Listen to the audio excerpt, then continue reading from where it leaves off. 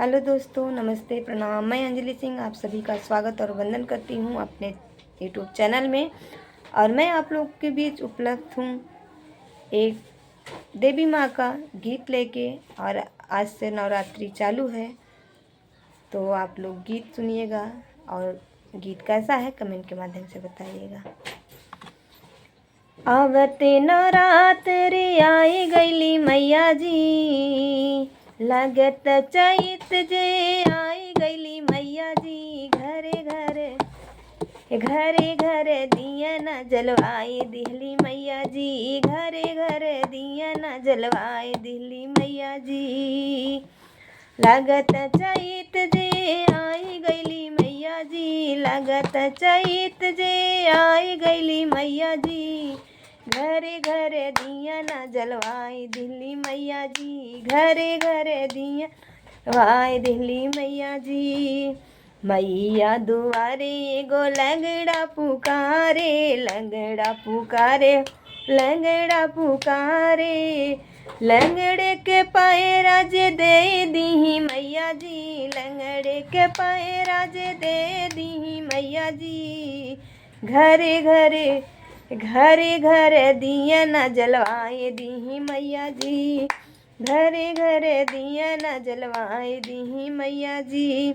लागते नवरात्रि आई गईली मैया जी।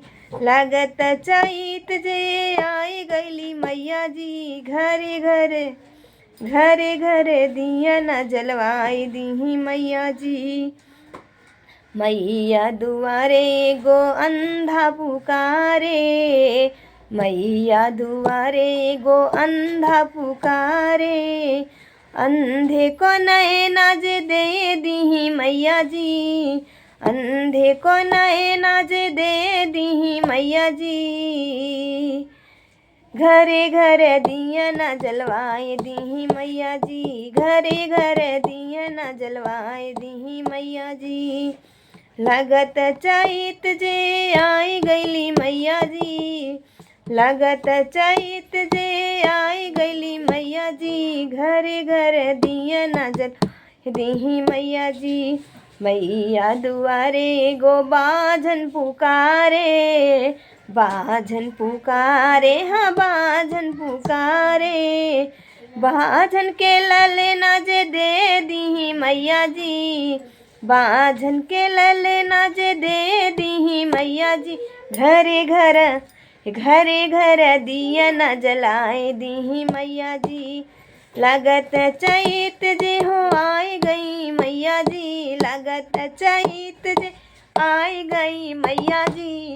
घरे घरे घरे दिया न जलवाए दी मैया जी। घरे घरे दिया न जल दी मैया जी। आप लोग को गीत कैसा है कमेंट में बताइएगा।